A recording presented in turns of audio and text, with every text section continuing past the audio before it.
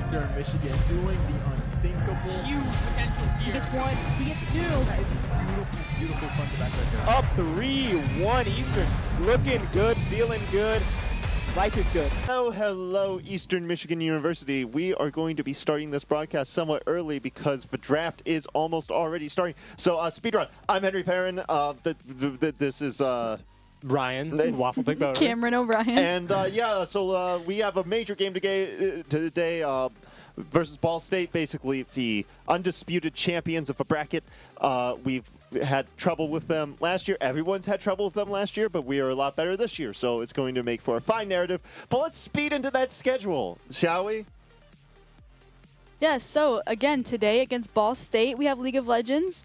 March 17th, we have Eastern Marvel Rivals at 9 p.m. to be determined. And then March 19th at 7 p.m. against Kent State, we have Smash Bros. March 23rd at 8 against the Trojans, we have Overwatch. And then March 24th at 9 p.m., Marvel Rivals to be determined. This will be the end of our season and the start of a new season coming in those next weeks, so stay tuned for something brand new. Real quick, let's go into those standings, remind ourselves of the stakes. So, would you like to talk about that? Right, so at present, Ball State has no losses, and Eastern Michigan is in third here. So we did a bit of digging, and we now know what is on the line in this final match of the season. EMU is playing for either second or third. Ball State is playing for either first or second. Buffalo will go into either one or two, whichever one is still empty at the end of this. And and that's also going to determine the matchup in bracket as well. If we win, we're going to have to play against Ball State immediately, whereas if we lose, we don't go against them immediately, and we will likely end up against them later in bracket, presuming all goes well. So it's going to be spicy, it's going to be dramatic, but none of that matters right now. What does matter is the game tonight. So let's talk about the roster of the Mad Lads who got us this far. Our Mad Lads, as you put it, are Inferno in the top lane, Drywall Boxer in the jungle, Lance Romance on mid, Zero in AD carry, and Shambo on support. And I have to say this is, it's been a cracked season. Especially the game last week, we had Lance and Zero as our win con, and then Inferno, who was behind free kills and behind CS, just came back and just swept. And he and Drywall Boxer were quite the devastating combo in that last game. So I really like that. It just shows that pretty much, we've had Zero as a win con many times. Lance is in many ways the glue that holds the team together, but Inferno and Drywall can come in and make it work. And of course, Shambo is support, not to be understated, because support is one of the most influential roles, and he's done that job well. And it is super helpful to have a well-rounded and strong team top to bottom of the map, being able to compromise the draft on the fly and sort of play to multiple carry options really makes the draft and the pivoting in-game a lot easier. And something else I like about our team is we are strong on multiple champs. We're not exactly one-tricks, right? Like, we can play the meta, and then if the meta gets banned or taken from us, we have options. And on the note of meta, here is Nocturne. You know him, you fear him. He is a staple in the jungle. Yeah, one of our favorites, although the Orianna has been banned by Ball State. That is our favorite pairing, generally speaking. They're going to opt for Wukong and Junara. Pretty standard safe picks here. Aurora is another classic we like to pair with Nocturne. Very threatening in that side lane, along with Corki. Lance on Aurora, that's one of his best champs, and so I really like that, especially because Ball State is pulling out the big guns immediately. They got the Wukong, they got Yunara, which means Zero can't pick Yunara. I do also like the slight potential for flex if we find Aurora to have a decent matchup in the top lane. Lance Romance also has a mean Corki. So that could go either bot or mid. Yes, and I actually do. I trust Inferno to play Aurora. It's kind of funny. I think she was originally designed for top lane, actually, which is like, yeah, let's put a mage in top lane. That won't be degenerate at all. Yeah. But tis the season for that in this season of League of Legends. And Aurora should be pretty solid in the top lane, especially depending on the matchup. And Bessa is going to be banned. It looks like we're banning top laners right now.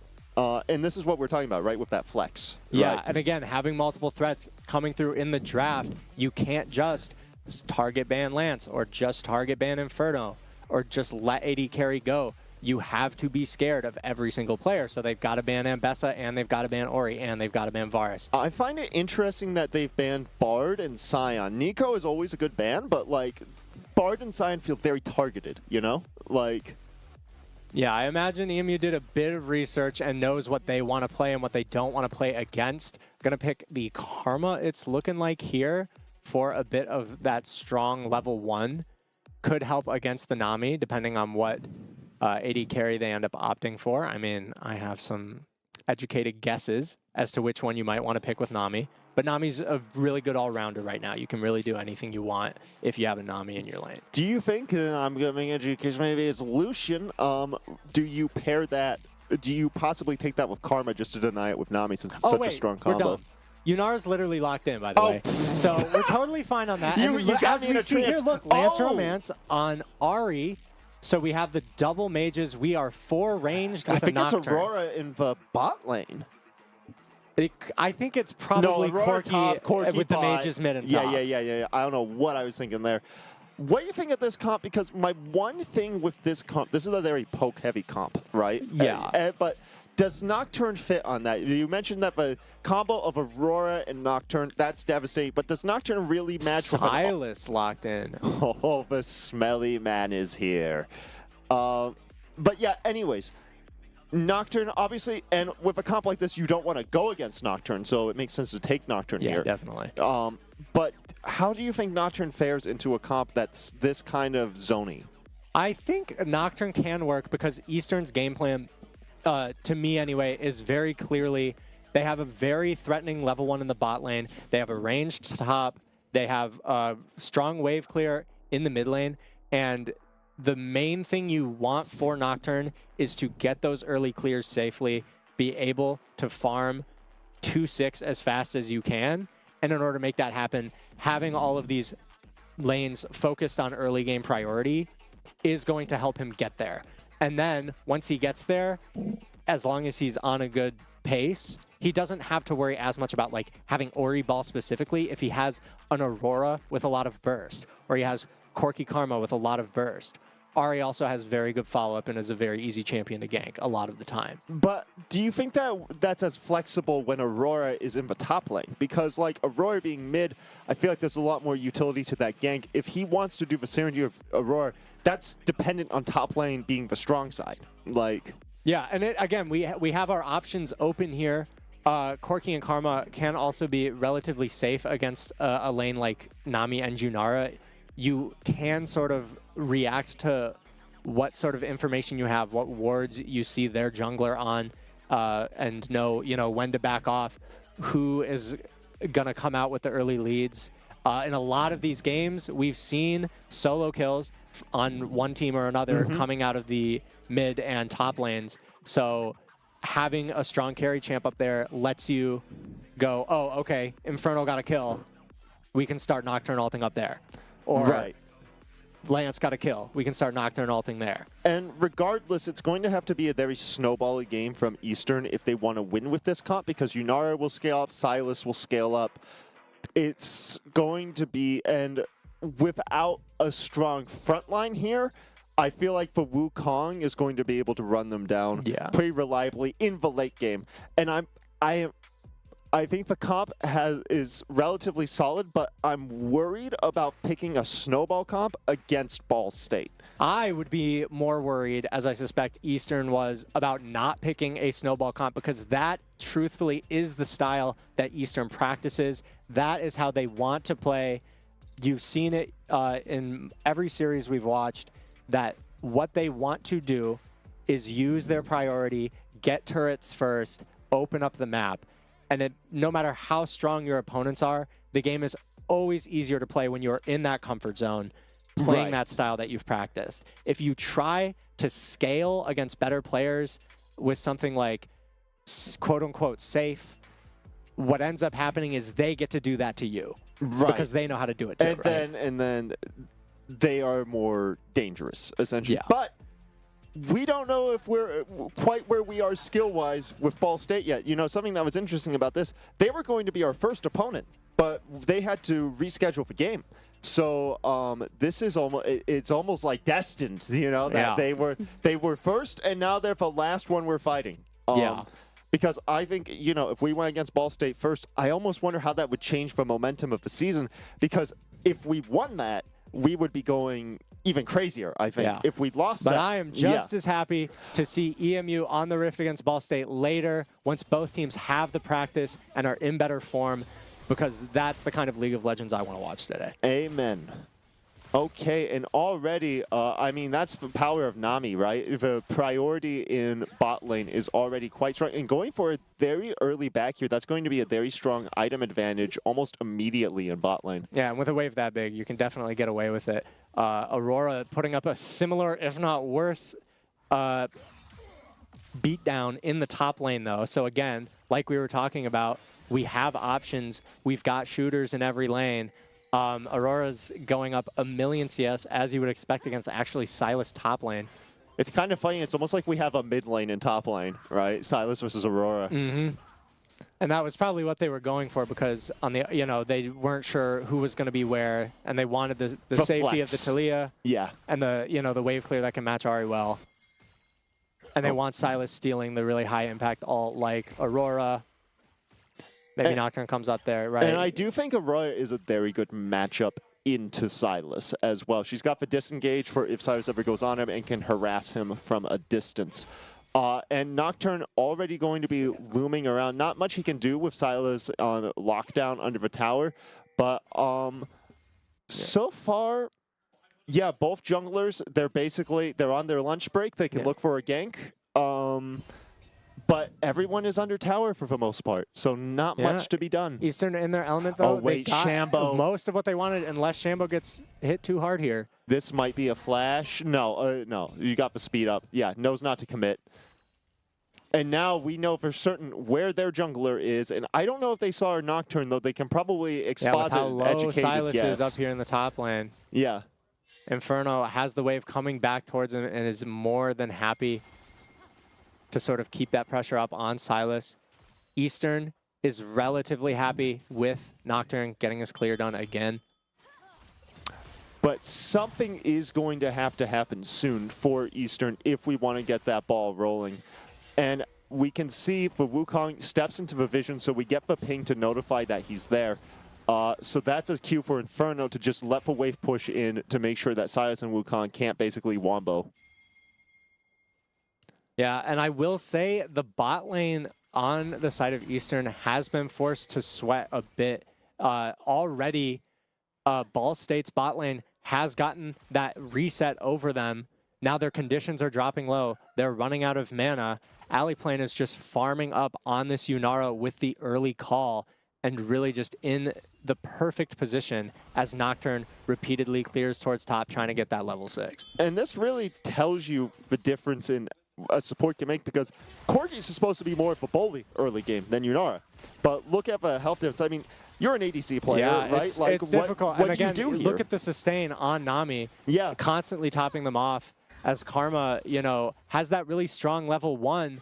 But if you don't get a lot of damage out of that, and again, a higher level team like this isn't going to get cheesed by a Karma or a Corki level 1. Oh, but wait a minute. Looks like we got a collapse going on in the mid lane, but not going to get out on time, and everyone's on Dragon, so that's going to create a nice safety net for Vitalia to retreat to. And not much for Drywall to be taking in the jungle at the moment, especially with the Silas closer to the tower than not. But again, a free Dragon off of this sort of constant pressure and priority from the Ball State bot lane is going to be good news for them. Aurora, however, up over 20 CS. I feel like that's kind of a top lane special. Like, playing top lane right means giving up CS, and here even comes if it's a Nocturne. lot. Oh, wait, here it is. Here's the plan in motion, and it's going to work. Forget what I was saying just there. That is... And that's why Eastern picks this champion every series they can. That's their comfort zone. Speed run, Nocturne level 6, cast it as fast as you can find an angle, And what an angle they find on that one. A flashless Silas, first blooded now, and forced to teleport back to a hard losing lane against Inferno's Aurora. Now, if I'm playing bot lane here, I'm going to want to be careful, especially if that Wukong lurking around. But even without knowing that, they're going to become a lot more feisty and a lot more aggressive now that they know that that Nocturne ultimate's gone. Yeah, this wave is bad news for Eastern. They know they're the weak side bot lane, but they have to stay here and try to make this happen. And Wukong does actually leave. Okay. His jungle timer, his planet needs him. His jungle timers are They do get that up. cannon in, and they're going to hopefully get a reset, but they would sacrifice a wave if they were to do it. They do have Machine on Silas the Corki, but looking oh, wait a minute. scrappy all of a sudden. Yeah. And it's a long way from home, Silas, and Aurora, she can just blink out of there. Infernal lands everything. Yeah. Gets a huge chunk out of him. And look at this wave now. It's He does let it fantastic. come in, though. Because And- we don't have eyes on that Wukong. We know he's coming up. You don't Yeah. want to use all your health tank in a wave. And I really respect that from Eastern, right? It's like that could have been a bait, right? It wasn't, but it easily could have been, especially without knowing where Wukong is. He hasn't ganked bot yet. And so it's like, okay, he could be top. And, you know, he wasn't, but that is the direction he was headed. We knew he was coming top side. Silas knows that too, of course. And I have to say, bot Corki lane with Sheen putting is a some thing big of damage beauty. down. Yeah. All It's right. the big one. Things are turning around in bot lane a little bit here. Now that Corki has Sheen, he's a bit more of a force to He's be got reckoned Sheen, he's with. farming it here, but they might end up face checking something they don't want. Shambo not going to fall for it. All right, good But man. you got to worry about the sustain difference in a lane against Nami, unfortunately. You know, he just used an emote there, but you can tell he's locked in because he is not spamming those emotes as much. Like, he knows he can't mess around Yeah, with only these pressing guys. it once. Yeah. Okay. Ball State, though, threatening Grubs. Objective pressure is up. We're going Looks to try like to EMU contest wants this. to fight, yeah. All right, turn out the lights. Lights are turned out. Look at the Aurora R. And, all right, spinning circles everywhere. And Inferno going to cement the lead, get a double. Is it a triple? No, gives for lunch to his good buddy Lance. Don't worry, man, I'm full. I hit my calorie count. You can have a bite. And giving so much gold over to the mid and top lanes of Eastern here in a lane they were already losing. They get 2 Void Grubs for it, not even 3, but all of this gold going onto Inferno's Aurora, which is the win condition we wanted to see. And that's really how you have to play this comp too, right? You can't let them get those grubs for free. They've already gotten the dragon, and if you don't get some kind of objective, some kind of pressure, you're not going to be able to snowball the game in time. I will say this is a pretty good position that Eastern has gotten themselves in, and this is why I didn't want them, you know, just picking a more passive comp.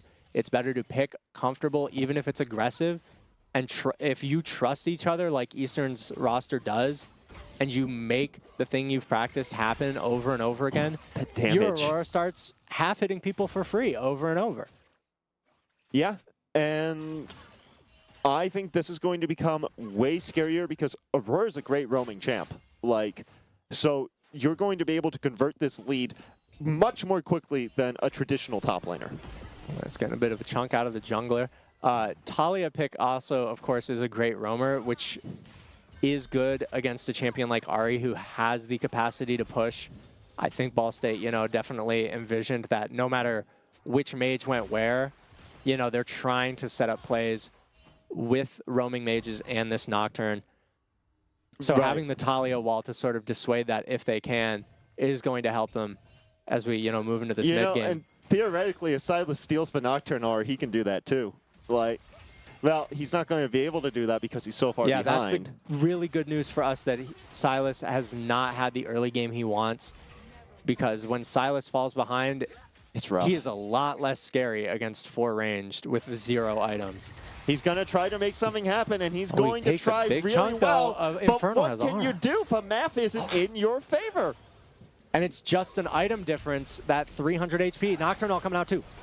All right, he's diving on, going to lock down and run away from the tower, and Vitalia goes down. This lead is accelerating at a glorious pace. 2,000 gold more in the pockets of Eastern, and they're even getting an uncharacteristic dragon here.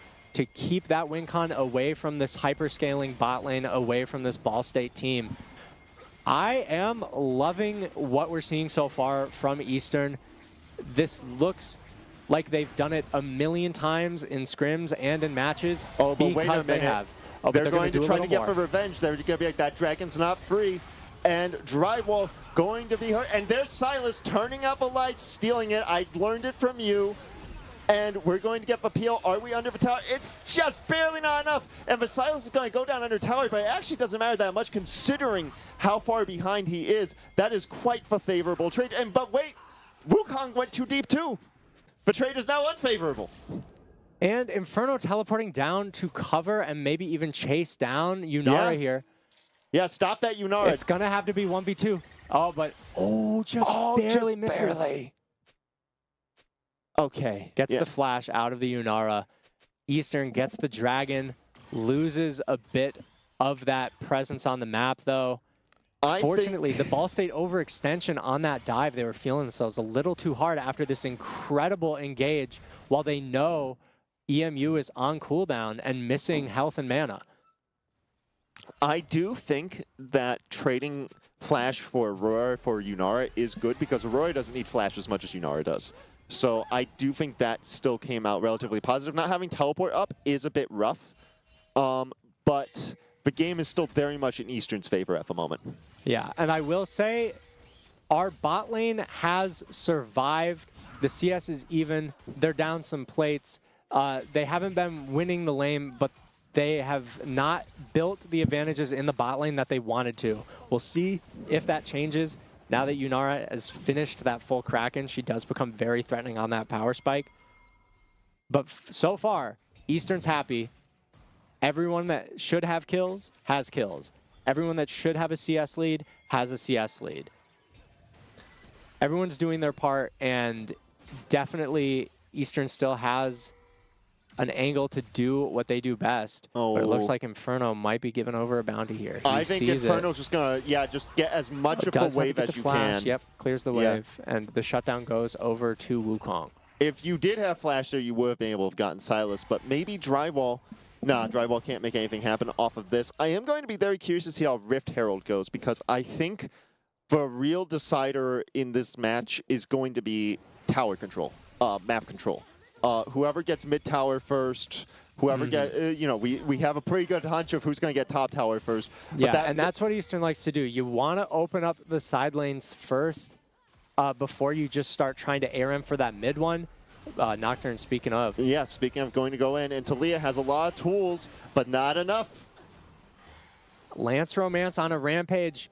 Eastern's favorite player to be on a rampage. After all these years, he's still got it.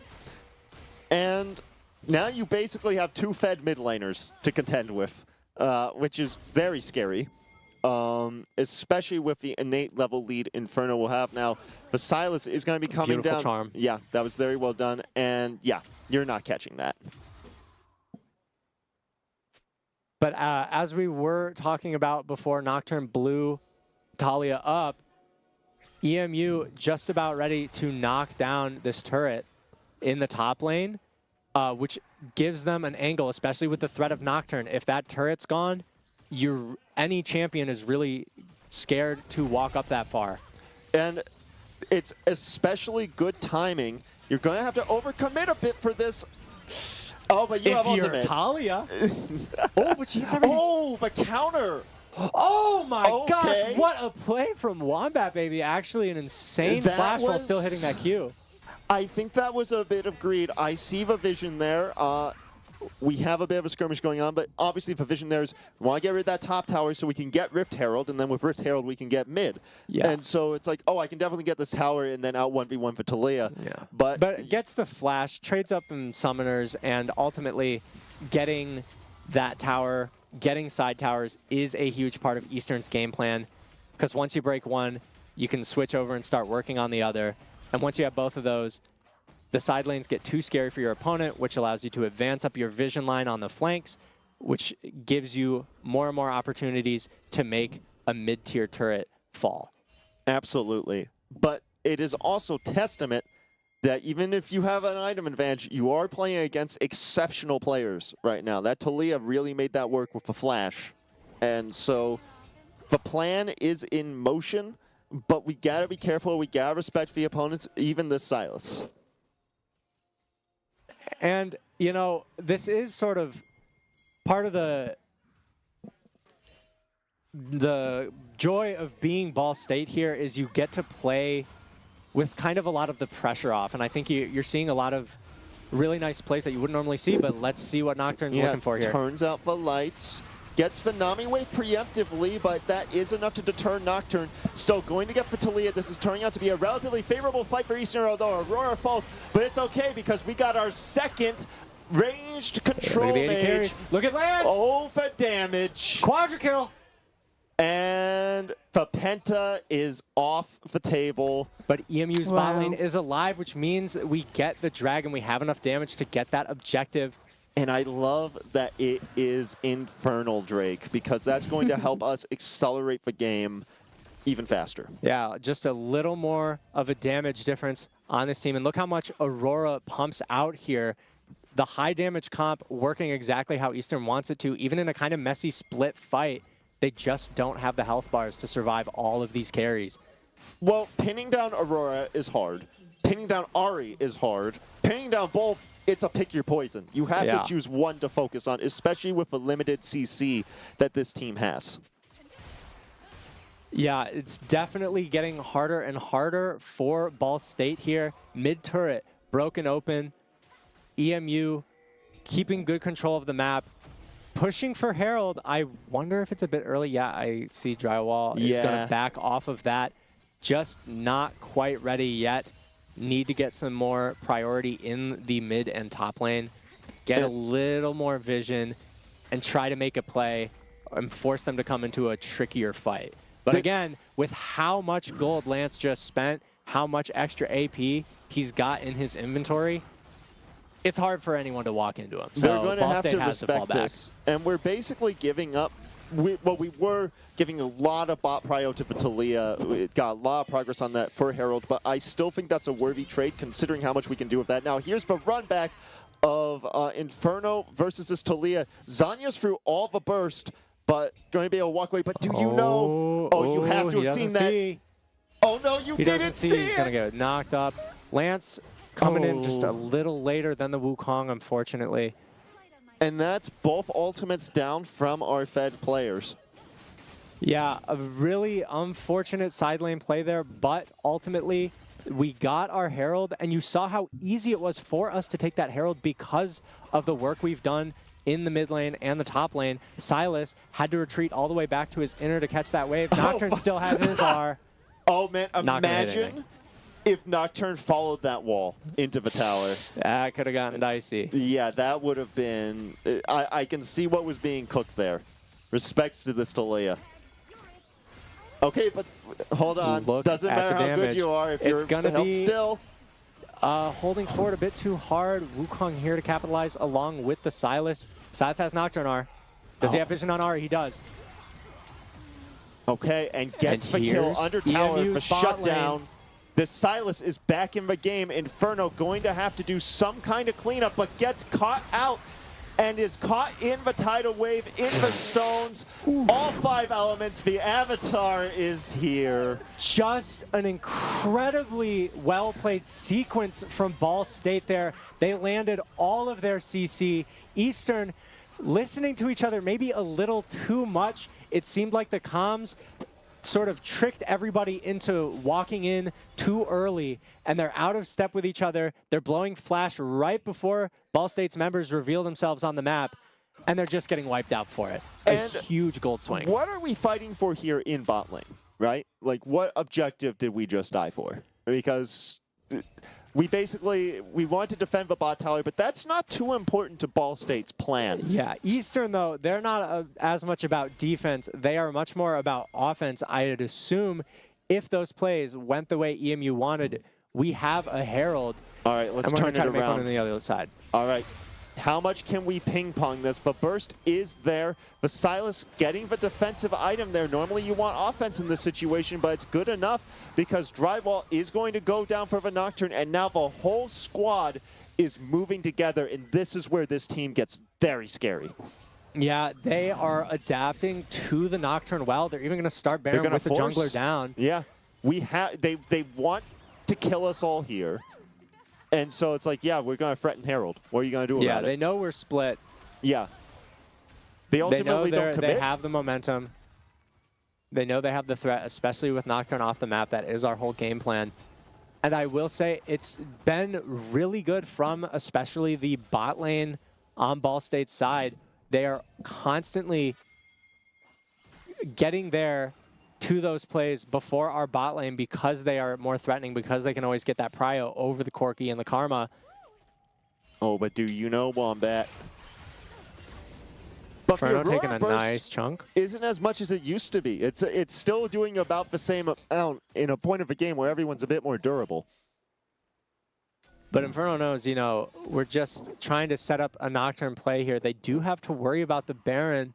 But it looks like Eastern's actually going to play for Dragon. This will be their third one. Yeah. This is going to potentially be a very explosive fight. I think Eastern will get the Dragon first, but the question is, do we get away with it? Doesn't have the vision. That's true. And they're not ready to react. They didn't think Eastern would play towards the bot lane because, to be honest, neither did I. So they don't get much back for it. They already had control over the Baron pit vision-wise with all of those control wards. But now they have nothing else to control, and Eastern can start moving towards that side of the map and playing that game, not having to think about, you know, losing their Dragon win condition. And the gold has mostly evened out between the two. In fact, Ball State has a minor gold lead right now, but I still think Eastern has a potential advantage, especially if they can secure this Dragon Soul. But the big question mark is look at Yunara. 3 full items completed as Corki is just now starting to work on his third. So it is going to be about, can we hit our damage on the people that need to get hit, especially with the lack of frontline, with very little CC. Ooh.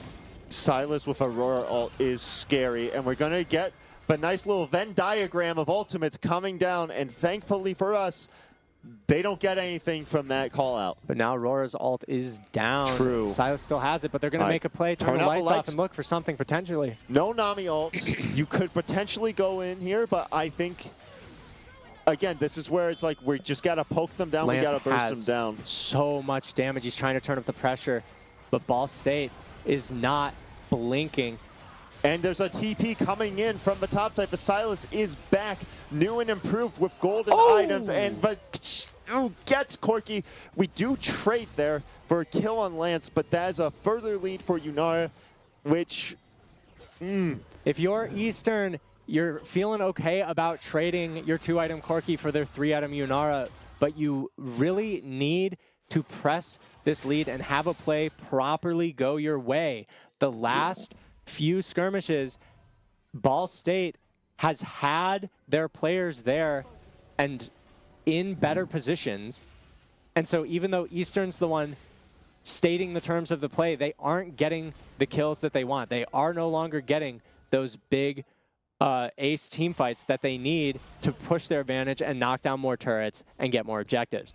And here's a problem with Eastern's game plan at the moment with how it turned out. Because the Corki isn't as much of a threat, yes, Aurora and Ahri are very scary to play against, but they're easy to build against. Look at, they're building MR, they're building magic shields, which will essentially, early game, that's not an option. But as the game rolls on, it's going to be more of an option for pretty much everyone to have some kind of MR, some kind of defense against the burst.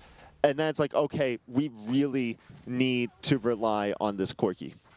Yeah, and Lance, though, already has Blighting Jewel, working towards that 4th item. Inferno looking for some chip. Doesn't quite hit everything. And this is a full ARAM, which, again, EMU does not like. They have a Nocturne, but they're going to try it anyway. Turn out the lights. There's that combo you were talking about, but gets eaten alive. And the bites don't stop coming. Not even your tower is a safe haven. But here comes Lance, potentially yeah, with all that damage, he could do some massive cleanup here. 2 dashes left on his ultimate, and Corky is still Zero and up. Lance versus the world. They need to get more damage down to dissuade this Baron. But the itemization is so Zanyas good. and the dodging. Zanyas the and vision. Hex Drinker. Like, those are... And it's just another one of those things. Again, Ball State has all their players on the screen in the positions they want. Nocturne can't find the angle. Lance is just a few seconds short of being there when they snap that play And this has to come in for cleanup. Silas literally has an evil kill score, by the way. Look at this man's evil grin and his KDA. Vicious. I have to say, I also do like that they've made Vasilis play more for utility, right? It's like we're going to use Vasilis to force out ultimates and occasionally steal a big deciding ultimate like Nocturne or Aurora and use that to force Eastern's hand. Yeah. We just have a Hex Drinker finished now for Yunara. Lance, as fed as he is sort of running out of targets. He's still dishing really, really good damage. He's got his level 16. He's got his death cap. But they need Wukong. their whole team in order to make it work, and Ball State's looking at the engage. And there we go, turning out those lights as promised. Vasilis goes down immediately, just like Drywall before him. But now Drywall, I think he used his ultimate around the same time, which is why we saw the effects go off at the same time. 2 control mages fighting for their lives, zoning people off. But look at the Wukong with the Maw, not going to be taking any immediate damage, but still Inferno slipping through the gaps, finding the damage on the support. And they are going to walk away from that fight with a lot of scrapes and bruises. Ball State walks away. Ball State denies the soul here and puts the Dragons up to 2-3 here. Unless Inferno can make something happen, but he's got no cooldowns. I respect the hustle, but man, yeah, trading the Silas for the Nocturne there is, that is a nutso deal. And all of a sudden, you know, Eastern just had too many plays in a row not go their way. The advantage that they thought they were pressing completely evaporates as 3-4 Nocturne ults do not find their target. Oh, but something might find someone. Nope. But there's that defense. There's those defensive items you can use to counter in this comp. Even with everyone throwing everything in that Wukong, he gets away to back to his base. Corky is now at 3 items. That's true. It's not like we'll stop doing damage, and we're going to have a better Nocturne ult here, it looks like. But uses Vizanius to buy his team some time. But wait, there goes Phenami Wave, which did effectively nothing there. This could turn in to a much more better fight for Eastern, especially as we close in They don't around. quite have the vision to push in, but that is the kind of Nocturne ult we've been wanting the whole time. One that safely gets us a kill, but they have tools too. Yeah, they see Corky and Zero out of position, and man, that's a scary place to be as close. ADC. Zero, if one more skill shot had landed, would have collected Alley Flame. But big chunk onto that Yunara. They're running up trying to stop Lance, but it looks like he's going to make it out. And even if that play had went well, losing Vasilis there, Vasilis should, yeah, Vasilis does have teleport up. He would have been able to teleport to the Baron, so the Baron wouldn't have even been free there if that play went Eastern's way. Yeah, just a bit of an overextension on Zero's end, because you know after such a successful Nocturne ult, and you're seeing them all in that topside jungle, their reaction is, okay, you took one of ours, we have to make something happen to equalize the situation, and unfortunately, we gave it to them. I feel like you need to be saving that Nocturne R specifically for someone like Yunara or for Wukong. You need to be, like, Vasilis is not a high priority target. He has caught up. He is much more of a threat now, but they are intentionally setting up the Silas for sacrificial plays. Yeah, but the unfortunate truth is you've seen the Nocturne ults onto these priority targets when they have their team. It just doesn't work with a champion like this. Nocturne is made to punish that side lane. And if you can leverage that advantage without anyone else getting picked, it does look a lot better. That's why they're still looking up here with Lance, who does still have the most burst, trying to make something happen. But Ball State knows better. They're going to keep ARAMing. They've scaled all the way up. Yunara looking at Infinity Edge now. 4.5 items plus a Hex Drinker, and they've split Eastern up once again. And now Silas has the Nocturne ult and uses the combination with Talia to catch out Zero once more, uses the flash over the wall, going to have Shambo save the day there, but Shambo will give his life for it, but can Look this at fight Lance turn on the around? Here back. comes Lance! Oh, not quite getting the reset he needs. So much close. defense. Vazania's denying the reset. Vamar denying the reset. And that is going That's to gonna be spell Baron. Baron for Ball State. We needed one or maybe even two of those kills to come through in order to stop this from happening. But look what they do again. They get Eastern split up because they know they're looking for a side lane play, and we're overextended on the 3. We're not the only ones with a Nocturne ult. They have a Nocturne ult. They have a Talia. And we are overextending and getting chunked out once again. So by the time our carry comes in, it's already too little too late. And the way you have to play, you do have to play this with Lance and Inferno split up. You can't just stack them on top of each other. Like, so that's it's like they're playing these fights exceptionally well because they pretty much put all their focus onto one or the other. Nocturne looking at another team fight ult. I don't know how it's going to... Oh my gosh, look at the damage! Gets betrayed, gets the shutdown on the Yunara, but we lose Zero in the process, and now it is up to the 2 AP GOATs.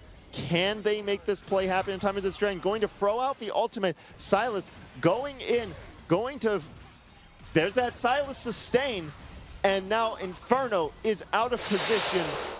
And without a team... It's just a game of inches.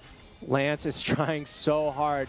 He's trying to get through so many hourglasses, hit so many charms, but they hit a crazy Silas chain read onto Lance's, I want to say flash actually, in order to make that fight swing in their favor. Let's look at this burst from the Aurora though. Yeah. Yeah. Drywall, as stated, once on a priority target, does explode. I do feel like you do need to be making it a trade play, though, especially with these objectives slipping through your fingers. That is the problem with the Nocturne at this stage of the game. Look at, see that Lance's ult gets hit by the chain read, and that really does make the difference because Lance is always just one skill shot, one Zanya's, one flash away from resetting and killing everybody. But we gotta hope that the next time they get it. Oh, and Free Drywall pick gets onto caught Nocturne out here. And I love the GA build on Nocturne because, again, that makes those sacrificial plays much less sacrificial. But Ball State's not even gonna let him use it. Every lead that Eastern had has completely evaporated at this point. Lance still very strong, but his team isn't ahead, so the reset champion can't really get the pop-off they need when Aurora is no longer ahead on items. A Spectre's Cowl coming through for Silas. A Maw coming through for Wukong. Yunara's just about finishing Maw 2 probably. We need this Corki to find something crazy because he's been doing damage, but it's, again, he's just a little too behind. He's not that scaling hyper carry, so it's not enough with the current state of the game. And Ball State going to be playing it pretty safe. They have Baron. Pretty much any advantage Eastern had previously has now been lost. And so, just like how Eastern lost it by over-committing the entire team to one wrong play, that's what has to happen to Ball State. Everyone on their team basically has to be caught out. We had to take them down one by one, and it all starts with one. Vanami is a prime target for this and not going to have any backup. That is how you get that kind of play started. Very good to get a proper Nocturne ult, finding a pick without a response play immediately happening like we saw the last time. But unfortunately, Eastern, they're all stuck in the mid lane now, trying to vie for vision to get something off of this pick. Let's see if they can set something up around Baron, spawning in 2 minutes. Well, and one of the benefits here is you force Ball State to go a bit more on the defensive. If they didn't get that pick, Ball State would be knocking on our doors and asking us to sign their petition with extreme aggression. So It's good that we got them to back off for the remainder of the Baron buff. And we can effectively reset and once again try to look for that situation where we catch them all out of place. But unfortunately, at this point, Ball State knows that our comp isn't going to do what theirs can do. They know they don't have to do anything crazy. They're the ones with the level 16 Yunara now finishing Bloodthirster. They're the ones that are on Soul Point with all of the prio now. And we are looking for stuff in the side lane that they'll just never give us because they don't have to when we are this weak. Shout outs to Lance for being pushed up so far, trying to get as much prio as possible for this upcoming Baron. It does command a bit of a response, but Ball State knows, okay, they're going to try to show up mid. We're going to catch them with their pants down, potentially. But Talia could just ult back. And that is the scary thing for Eastern, is any prio you get, you pretty much just have to use it to retreat, or else Right, they're going in. Here they come. Here they come. The wave is coming. Going to dodge all the engage. Can we counter engage? Yeah, insane value out of the battle song from Nami there. Having a move speed advantage allows Ball State to, when they get in sync like that, put so much pressure onto Eastern, blow flashes for free, take all of our vision, and they're just going to immediately look for it again. Oh, and we got a little bit of Discord action, but we will, that is not quite relevant to the current situation. We aren't going to really be able to respond to this Baron, it looks like. Yeah, Eastern Trying to fully push give up. over the Baron. They can push out the wave so that it doesn't have too much immediate consequence, but they need to get, honestly, a little bit lucky here as Ball State walks into this dragon. All right. They need to hit something crazy. It's now Lance or never. Needs to get kills. He needs to get resets in order for this soul win condition to come Turn through. on the lights. Look at Lance on the dashes in flank. the dark. All right, we got a bit of dancing going on in the dark, but the Inferno is going to be caught. Shut down 4-0. Might be a little too late, but Lance is going off. He commits his ult, but he pulls the aggro of 4 and causes Wukong to fall down. And without the Wukong, they lose out on the smite battle, so they're going to have to try to really engage a fight to try to get Drywall out if they want any chance of that, and they do just that, and they're going to zone us off of it, and unfortunately, Eastern is running out of options here. Oh, look at Zero with the Theta? flash. Zero gets a big shutdown onto Talia. Lance trying to stall, but again, his ult is not quite up. He's just trying to stay alive, just trying to stop Ball State from getting that Dragon Soul for free, trying to lead them as far away as he possibly can. Try to hate on that, Zero haters. I dare you. Come up with an Lance dies to the minions, and Yunara is finishing the dragon alone. Aurora, I don't think is going to quite make it in time, but she's running for it. We can see here. Oh my God! Onto Aurora! Oh, the tick Steal. damage! Yunara That's gets away, but it's a huge. big deal. Eastern now has Infernal Soul. All of those plays where Ball State just barely survived, all of those plays where Lance just barely didn't get the reset, all of a sudden, we have another way out. I felt a big spark of joy there. Look at that.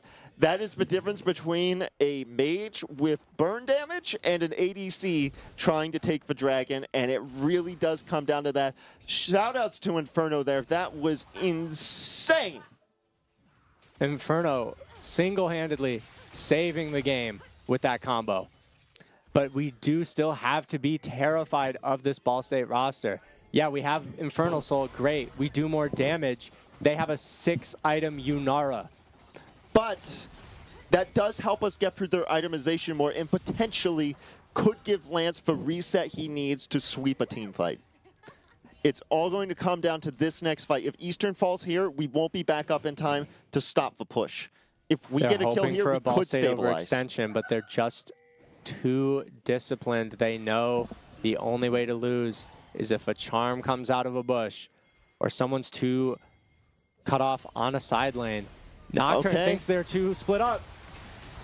uses the GA, and the Nami wave going to come from cross country, and here comes the entire team coming down, going to get the shutdown. Zero is finally online, going to get Kyle, but his team is there to protect him. The Infernal Soul damage is huge here, with Lance getting Lance a big shield, and he gets the reset. Okay, dodges but gets the flash out. That's amazing, but now they are running for their lives. And you are running from a fox, a deadly predator, and a rabbit, an even more deadly predator if you're familiar with your British comedy history. That rabbit is dynamite. Very good Nocturne play. That's the kind of thing you want to see. You have to wait and be disciplined, but Drywall sees two people show mid, and he says, okay, with Infernal Soul, we actually can punish that. Gets the ult in, and Zero now fully coming online, pumping a ton of damage with an IE and a collector of his own, is able to, in the absence of Lance, get these shutdowns and force everybody to run away. And that's the glory of GA on Nocturne. You can make the sacrificial play without the sacrifice part, and you have a spell shield afterwards to protect yourself when you get up. It is such a big deal for us to have this Infernal Soul. It gets us so far here, and it lets Eastern get control back on the map, which is, again, even this late in the game, so important for their team comp.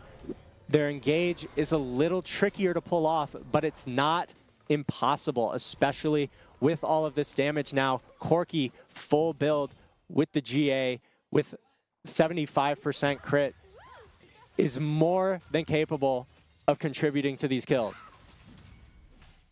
I'm speechless at the moment. I don't know what to believe. I don't know what to think. All right. My heart is in my throat.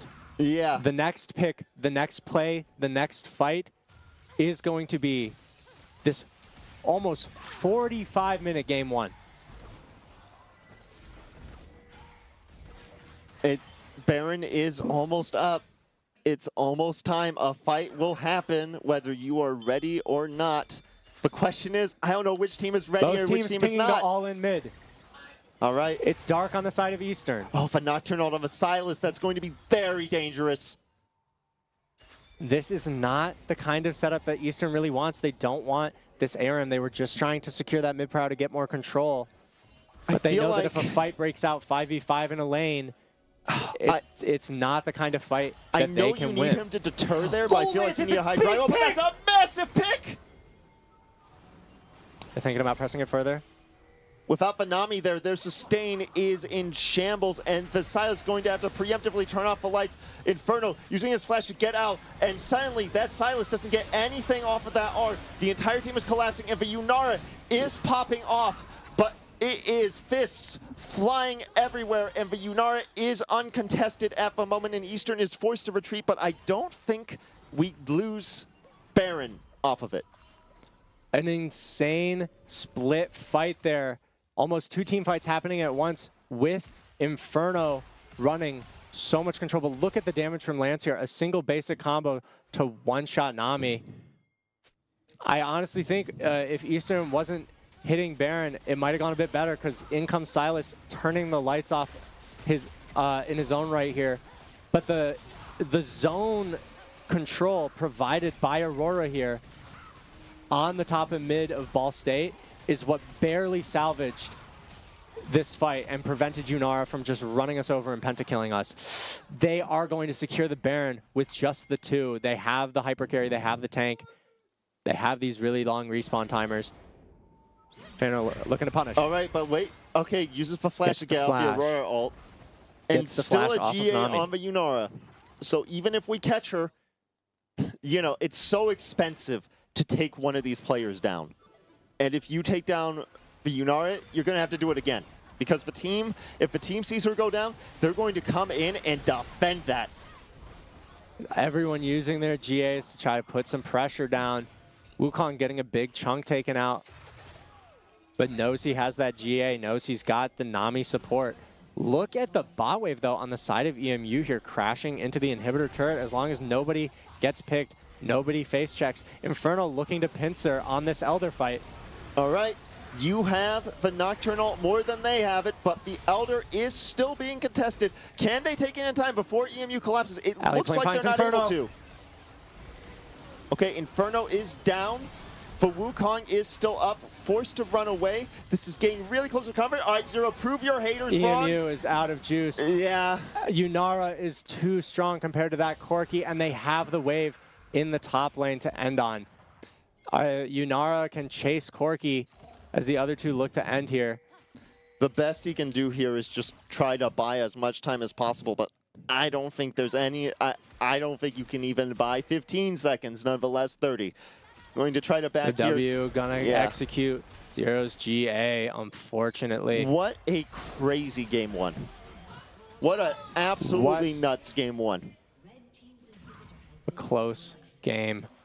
My heart has been in my mouth for 20 minutes, but Ball State are going to find the play with that hyperscaling team comp. They ran out of minions. They ran out of minions and Drywall's up. Okay. Okay. So you're saying there's a chance? You know, I mean, when Elder falls off, it's gone. You don't get it a second time. My word, Eastern just fighting for their lives. It's like when you're in the ocean, your advice if a shark attacks you is to punch it in the nose. That is what Eastern is trying to do right now. You know how daunting of a task that is? Teleport play comes in, Nocturne. An Ulco so far away on their Elder as well. Silas is going to respond in kind. What were you fishing for there? Okay. We're going to chunk for Silas, but as stated multiple times, Silas isn't that important of a target. Oh! Okay, Look but at that burst. Talia is going to use the Aurora ultimate to get out of that fight too. They have a little more time with both Elder and Baron. It's time for your heroic last stand, Eastern. Lance using his final ult charges. Zero collects! Silas. Zero collects. All right, all right. It's a big deal, but Ali Plane's still on that strong Yunara, still with the GA. All right. Still safe. Zero tries to launch a big one. It's so cumbersome on the side of this Eastern roster trying to get through that Yunara GA. They overstep for it. Okay, Lance they picks get up the one. Wukong. But you look at the healing. There's no wounds on the side of Eastern. Aliplane can just do whatever he wants. He is invincible with all of this lifesteal, all of these tank stats, all of these heals from Nami. But Nami's going nuts. What a sicko champion. I want to see Corki sell this Giant Slayer for wounds. Anyone getting proper wounds other than Executioner on the Nocturne, and this Yunara's gameplay looks a lot different. There's our stream constant flash of a Persona 4 character. But 50 minutes in, Eastern still alive against one of the best scaling hyper carries in the game with an Enchanter. Can we talk about 458 CS? How often do you see that? Like, this is a very happy AD carry player right now, putting up a massive 14-3 and 15 score line. You could retire with that CS, like with a nice pension too. Like, we have level 20 on both top laners. Everybody full build, just trying to make adjusts to their 6-item builds to win this game. Again, I really think Eastern needs to find some wounds, or these plays aren't going to go the way they want. Okay, but they have a split here it comes. target. We get the double ultimate, the combination you were talking about. We're going to focus on the Wukong so we can potentially secure upcoming objectives. And now we can finally push this mid tower, but Talia is going to contest. All right. There. They only committed ults, and so they actually have a lot of pressure on the map all of a sudden with Baron spawning in 50 seconds. Aurora fishing for something. Fishing for something. Doesn't want to go too deep. Knows getting hit by a stun is instant death at this stage of the game. But that Infernal Soul has kept us alive for so much longer than this comp should have made it against a Yunara Death Ball. And of course, Inferno is the one to secure Infernal Soul for the team. He wasn't going to give that up. He wasn't going to give that away for free. It's in his name. It's his birthright. Eastern. Are they thinking about hitting the Baron right on spawn? They will have a window where Wukong You do that. You is said that. still running. Ball State, however, They do are have a Nocturnal. likely going to use it to try to secure the mid prow. They are very scared still of this team. They know all the ults are such a low cooldown at this phase of the game, and EMU still has everything. The map is very dark. Oh, wait. They're attacking. They're going to try to attack the base while we're taking because Baron. look at what Ball State is setting up. I don't think we can actually do this Baron. We can. Oh, and we killed you know it in like what 3 I seconds. love? What the? Lance was pushing the wave to give them a false sense of security. He was showing topside to be like, hey, the team's split right now. We're doing, yeah. We now have the extra combat stats of Baron. Not the main thing the buff does for us, but Ball State has the vision. Ball State has the flank. Eastern. All right. Potentially in a pickle here. In comes Talia. The Horde has been alerted, and the Yunar are going to instantly blow up Drywall, but Drywall is just the setup guy in this scenario, and GA's flying everywhere. It's a disaster for the EMU roster. Yeah. Lance only has so much damage here. He picks up 2, but once again, Yunara is still full health. He's got to cut the wave to keep EMU from losing here. He does have Baron. If he cuts this wave, he can Baron some minions of his own. Oh, the Wolves actually disrupting his stopping the back. Genuinely devastating for him. He doesn't know where he can run. Oh my! There's the bot lane. He got killed find by him. Wolves. He has to force to burn the flash by Wolves, literally. Trying to cut him another wave, but I think at this point, Lance has stalled it. They get another Elder on their carries. How many Barons and Elders have we seen in total? This it's is like the second 5? Elder. This is that was the third. 2 Elders, Baron? 3 Barons. It's insane, But especially Eastern against Yunara. gets a bit overzealous. They don't have the vision that they thought they did. And Ball State's, that's an incredible trap. Man, they are making Ball State work for it, though. I will say, this is like the ending of Rocky. Like, you are up against the champs, and it is an uphill fight, but you're going to make them go uphill as well. And I'm going to keep saying this comp needs grievous wounds. It is going to make such a difference on what this Yunara is getting away with, on how hard she is running over every fight. Giant Slayer on the Corki to hit a comp with 3 ranged and a Silas is just ultimately not necessary with all the damage you have from the Infernal Soul, from your mages. You need someone with a long-range missile to keep some grievous wounds on this backline, if possible. I was going to say, like, Drywall's the one building grievous wounds, but he explodes so fast in the fight. I agree completely. Zero's the one who needs to be building grievous. Truthfully, any ranged person is better at applying grievous than any melee, yeah. especially in this comp. Ball State now sitting on 2 inhibitors. I am honestly a bit flabbergasted how nobody said anything about wounds. They have to understand that it makes no sense for it to be on the Nocturne. Ball State, once again, playing disciplined, setting vision traps. They know Eastern is terrified of this Elder. They know Eastern has not figured out a way to get through this Yunara because of the way his wounds and they don't have them. But they have the wave clear. Ultimately, Eastern got the Baron. Eastern is going to stay alive because of that. If Ball State had gotten that Baron, if Eastern hadn't snapped that and then that fight happened, this game is over, but they're going to go for it anyway. They're going for it. This is going to be the big fight, and the Elder Drake coming in with the executes. And may I just say, this one game was as long as some sets. And that is going to be game 1 to Ball State. The Elder Dragons were too much. They hit the play they wanted. They got to split up with every Talia wall. And they come through with an almost hour-long victory. Word. But they worked for it. They had to climb that hill to take us down. And I am very proud of that. And we still got game 2. So stay tuned. We're going to take a quick break here. And we'll be back. It's probably going to be just as nuts. See you then.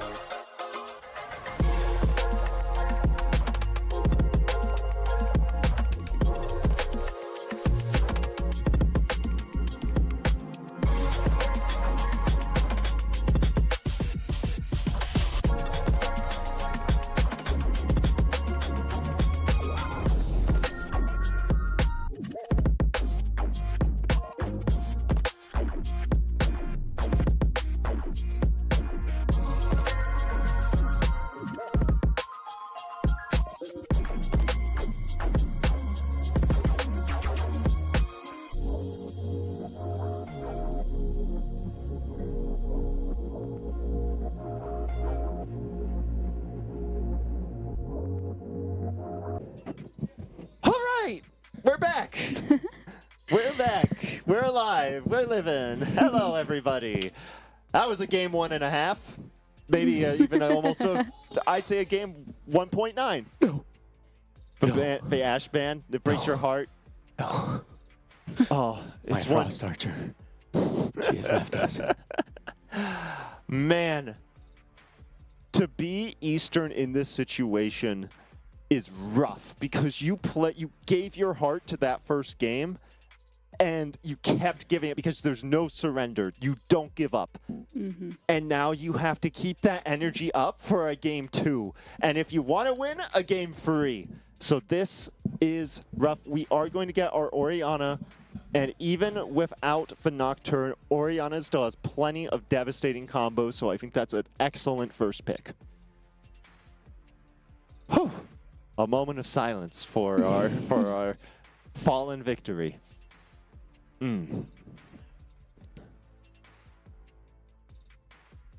Let's see what happens. Interesting. I could see Anivia. opting for something a little safer. Yeah, either holding the Ori, because reminder, this is Fearless. You're right. So Yunara off the table. They can't do it to us twice. They'll have to think of a different crit carry. And we would get first pick next game, I believe, so we could secure Orianna that way. They did pick Farise, so we can pick something a bit safer. I like this a lot, thanks to the Fearless draft. All right, Xin Zhao, a man canonically dead. Can he rise from the ashes like a nice phoenix and Eastern save the set. day? You know, we still like to play how we want to play. In the chat, we had a question about the seed. We were saying if Ball State lost to us, the Nexus count. Yeah, I mean, we were looking into it. We were checking based off of like individual game count, and the only Nexuses that Buffalo has dropped were 2 Ball State, whereas Ball State's dropped. If they lose this, Ball State will have dropped 4 Nexuses to 3 different teams, which we thought would break it, like in our heads.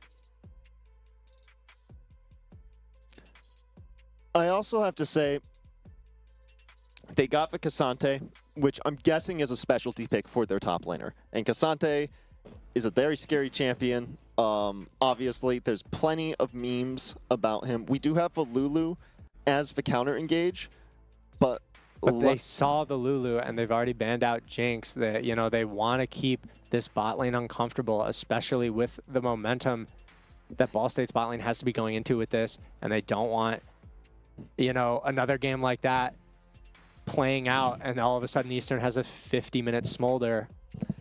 So they're gonna take that away too. They banned both Jinx and Smolder, a very wise move on their part.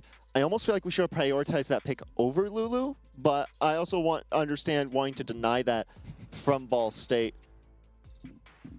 My question is, okay, I like Ornn because Ornn adds more of a win con. I think this is going to fall onto 0 because I don't think Anivia on her own is a win con. I could be wrong. I'm not that familiar with Anivia, but I think this is very much a protect the president type of comp.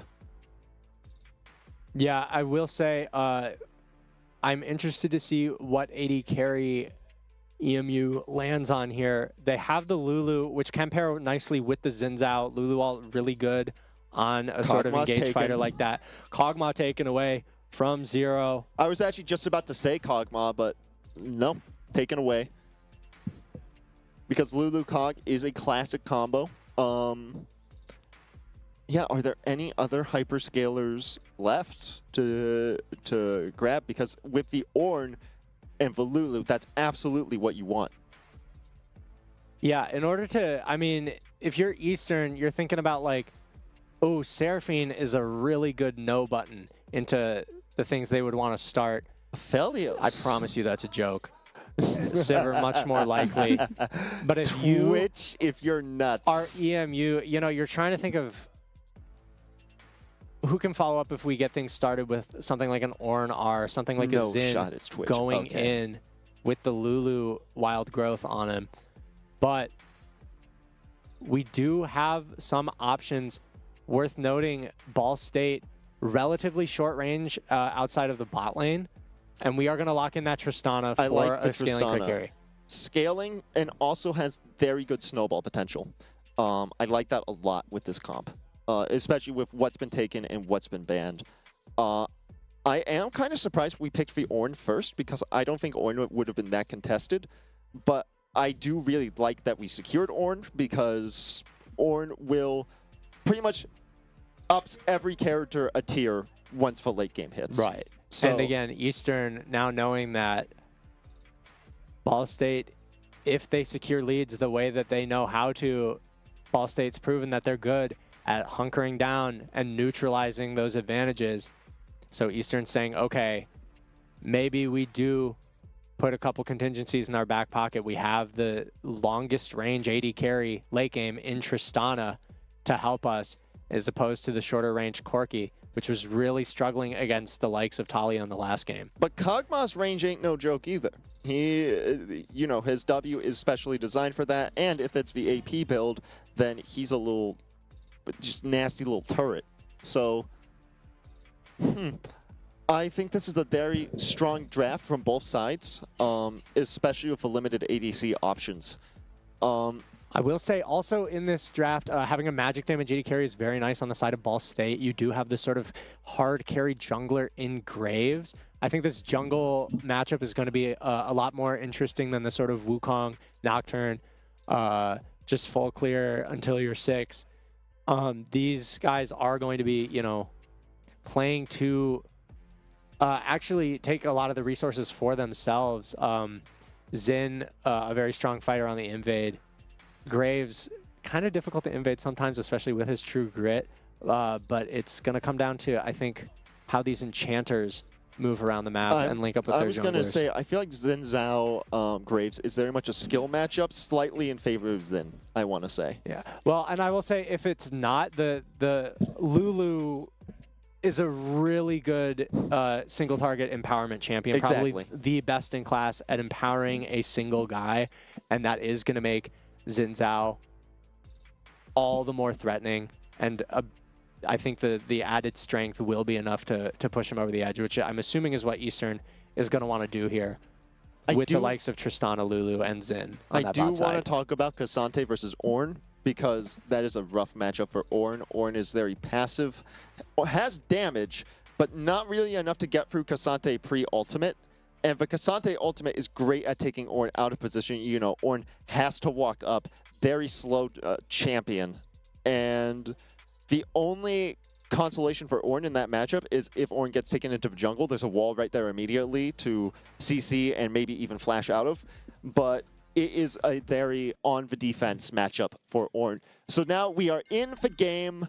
Let's see what happens. Yeah, and Eastern in this team comp is a lot more happy to play The for the early bot lane, dive but on Lance taking a Lance. big chunk. They identify him as a threat early, and this is going to mess with the level 1 in mid lane, and Lance knows that, so he's just going to stay. He's going to ride it out.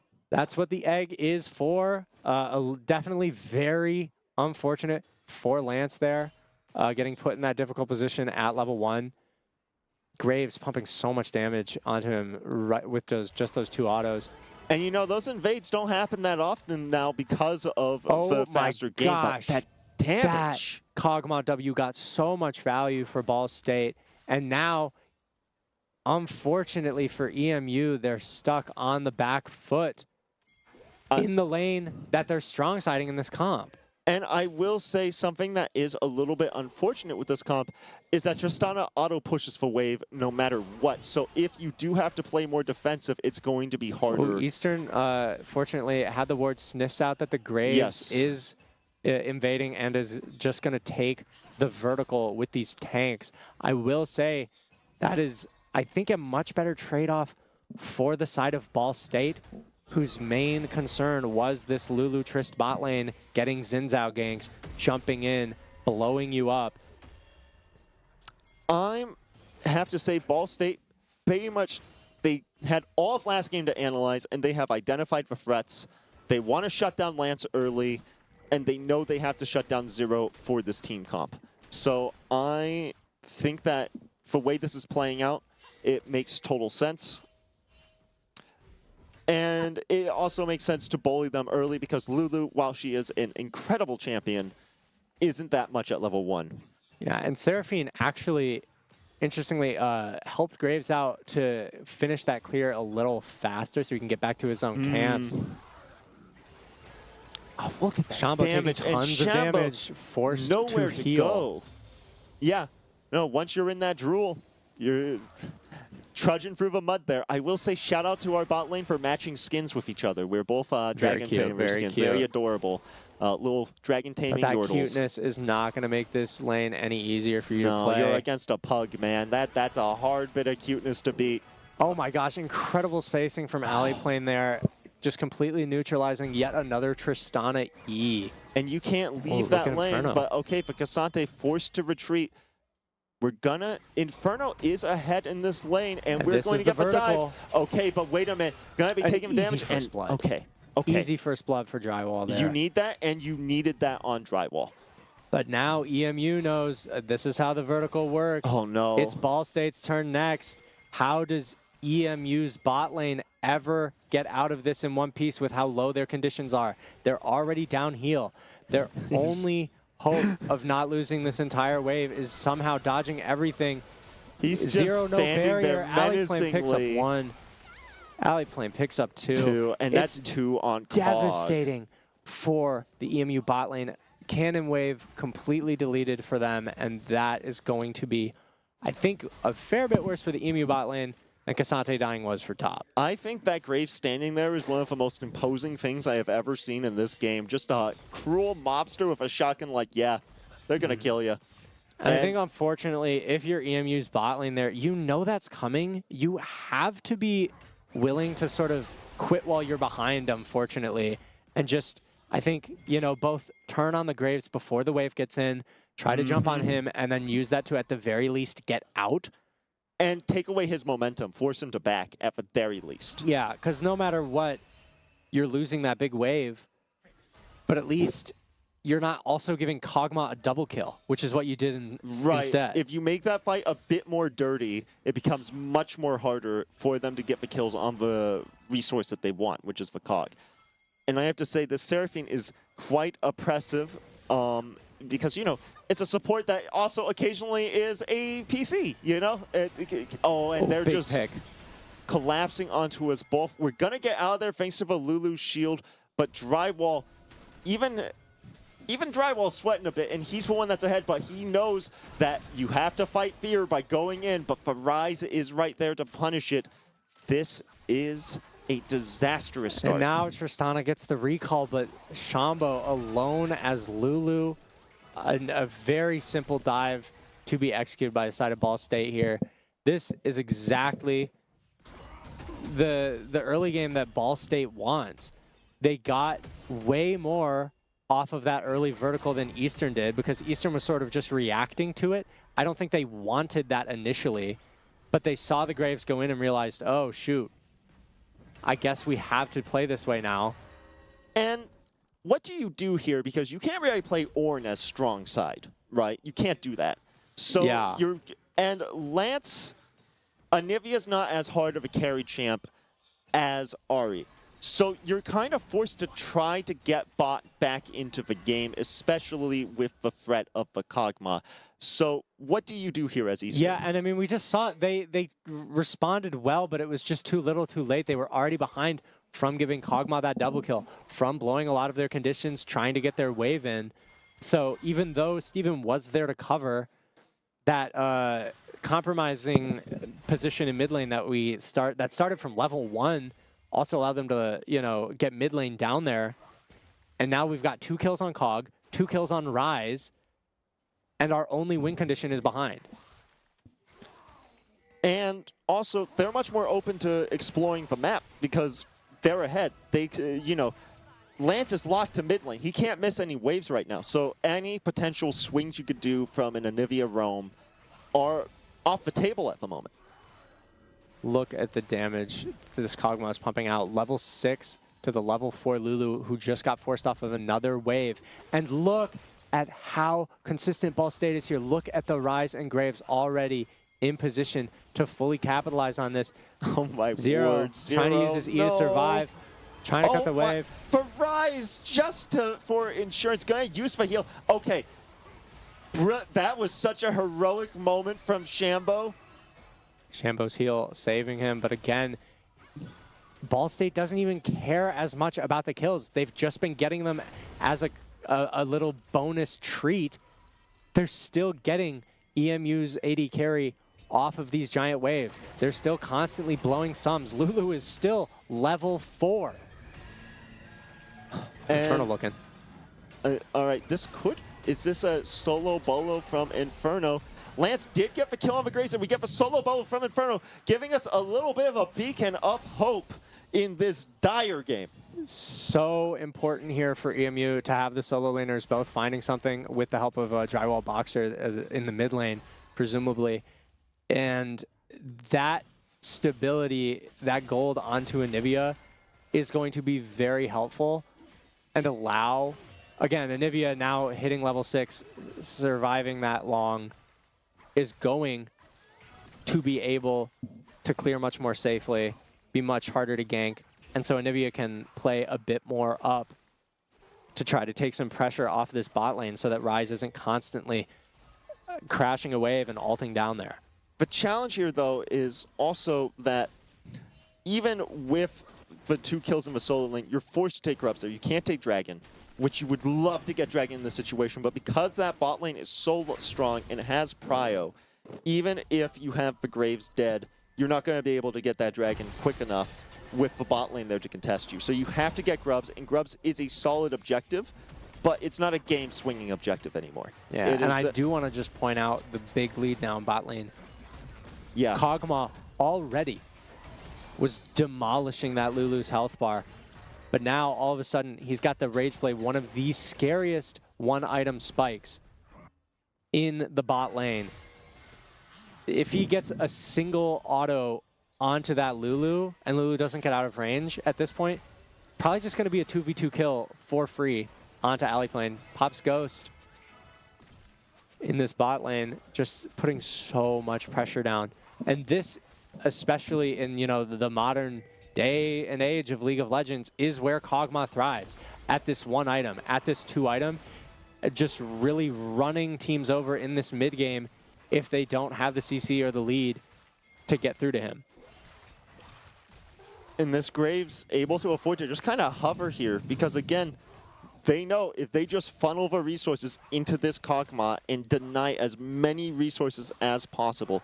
Now, granted, EMU learning from their mistakes, just leeching the XP as this tower goes down 10 minutes in. And they are making sure it kills every minion it can before it goes down. I will say with Copium, it's going to make it a bit safer for Zero to farm with the wave pushing farther up, but that is massive grades of Copium. Massive, yeah, pretty heavy dosage there, especially as we've seen with most of Eastern's victories and most victories at higher level competent teams. Getting that turret knockdown is going to let them take that incredibly strong Kog'Maw power spike and swing them around the map to take even more, as we're just forced to let Zero farm under tier 2 and pray he scales up. Now, a bit of hope that is less Copium. If we do all dive onto the Kog'Maw, outside of the Seraphine ultimate, do you think there's much they can do to protect him on this comp versus our comp? Our comp's dive is okay, but it could potentially be insufficient. What I will say, though, is the real hope is that our top side is too tanky and our wave clear too good for them to really get the same dive plays that you can on like a Tristana and a pre-level 6 Lulu, right? And Drywall is here to back up his bro Inferno, because if anyone's going to kill this Ornn, it's going to be Kog'Maw. Kog'Maw specializes in killing champions like Ornn. But it is still going to take substantially longer to get through a level 10 Ornn than this incredibly squishy bot lane. Yes. 1v2 freezing against Tristana Lulu. A huge aura farm for the Ball State top laner here. You don't see the bot lane as much of a threat anymore. So if you want to get the Cassante into the game, you make the exchange here. Like, it makes sense to swap the lanes here, especially because the Inferno maybe Cogma with a bit quest of an is overextend. completed. He's off the leash, and Inferno doing everything he can, but alas, serenaded by a song. He missed his train by a few minutes, and that's going to get him killed. And it's just, again, Eastern not playing respectful when they are on weak side. Inferno knows that all they want is to get that crash on him, get that play on him, and he knows from last game how far forward and how confident Ball State plays on strong side. So with this lead, that is going to be a huge, almost nail in the coffin for Eastern in this early game. Kog'Maw getting exactly what he wanted, which is both outer turrets entirely to himself with just his support next to him. And also, looking at a play mid here, though. wait, there's a play here. We have a Rise pinned down, gonna have a flash to be able to get out, and he is going to escape. What do you think of Yuntal on Tristana in this situation when you're behind? Because that item takes a bit to ramp up. So well, I think there is no one item spike here for the Trist that is going to let her immediately come online, right? Yeah. You have the theoretical option of the Kraken, but if you're that Trist, you're hitting tab and saying, even with a Kraken, I can't get in range of Kog'Maw to proc it without dying first. I can't really melt through the free armor from Graves or Cassante. And at this point, we do need to just survive this incredibly powerful Kog'Maw mid-game. Survive the 2-item and 3-item Kog'Maw, and make sure that I have the best 4 items possible. Oh, and Lance, with little places to go, going to be forced to flash out. And thankfully, the Anivia is very capable Botlane looking of at zoning. a response play bot. Oh, gets hit by Gets the a slow. shutdown onto Zero. Wait, yeah, we It was didn't see happening that. off camera, but I saw that they had jumped onto the Rise solo. Okay, that's massive. That is massive. You could bring Zero back into this game, and suddenly the win condition would be back online. 13 stacks left on the call. They're playing the scaling game to the best of their ability. Ardent Sensor coming through for Lulu. The bleeding has slowed in the bot lane, but only because, like I said, they are getting to swing that Kog'Maw around, put him wherever they want, have him melt whatever turret, objective, And side Inferno, laner they want. No fear, knowing that drywall is on the way. Is it enough to burst down Cassante? I don't know. He's going to get away just barely. Oh, my word. And he Inferno is goes for going a to go flash. down, but I think that's a good trade because you need to get some tower priority. You need to match the map status. Yeah, and Lance more than happy to finally, be in a lane where 4 enemies aren't. The game state mostly stabilized for Eastern here, but they're still so scared of this Kog'Maw. He's got a finished Phantom Dancer, which is going to help him run you down even harder. Lance and Drywall picking up a dive on the top side, though, which is going to help him with that turret if the bot lane can survive 2v2 for just 1 wave.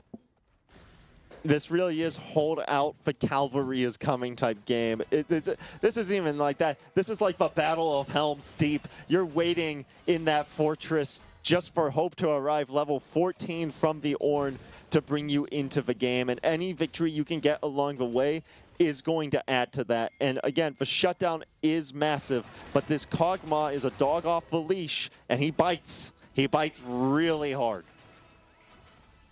Ball State, though, in a relatively even map state outside of that bot lane now. Lance, fortunately, staying this rock for the EMU roster, as he always has been. Staying strong, staying consistent and disciplined.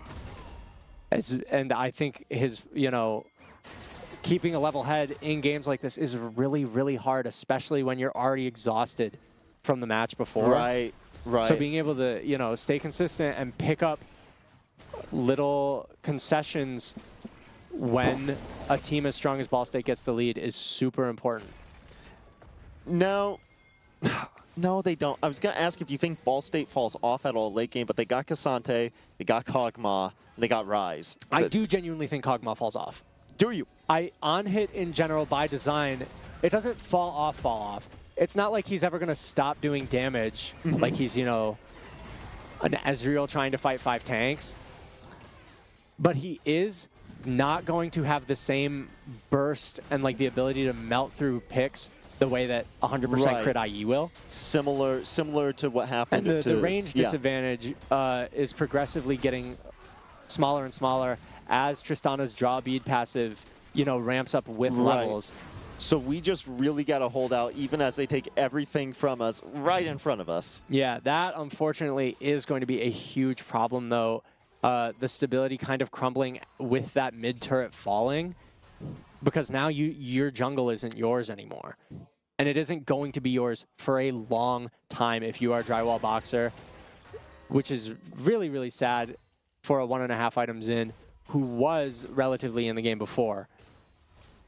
Yeah, Drywall kind of forced to basically, in both of these games, forced to play a bit more of a supportive role, even on champions that are very aggressive. I mean, he was a very supportive Nocturne last game, and you don't ever see Nocturne being that, like, in that role as much. Unfortunately, when the game gets that late, these kinds of champions are going to be relegated to just, a stun bot. Yeah. You're going to knock people around with your R. Yeah. You're going to, maybe draw a couple of ability cooldowns if you can. But you really need to get the value out of the champion where they shine the most, which is not too late for the side of Eastern. Xin Zhao still very functional, along with, decently spiked laners in Lance and even Inferno coming in on 2 items here. Yeah, Lance is staying on top of it. He hasn't fallen behind at all. The only member of the team with no deaths yet and a CS lead. Not the only one with a CS lead, but, the combination. We are setting up for this dragon fight. It's going to be a bit of a scrappy one. I don't know if we're quite ready to take it, but we need to do whatever we EMU can. Isn't strong enough, but they also know that 3 dragons 19 minutes into the game is kind of the ideal scenario. A lot of all-in pings going in onto Lance here. I think he might be overextended. Okay, but wait a minute. Drywall might actually be the one overextended. Even in his own jungle, they're running him down. And as you said, Lance also overextended, forced to flash out. Does have the Anavia egg for safety. Tries to play off of Inferno's ult. It doesn't quite work out, and the team is going to be forced to run from the dragon. Oh, Cog oversteps! All right, Cog oversteps. That could be big. Inferno does have damage. Ornn is a deceptively hard-hitting champion. And this fight might actually be now turning around now that Ball State has used up almost all of their resources. EMU knows they need more. They are going to threaten this dragon anyway. EMU used everything they had and didn't find any kills.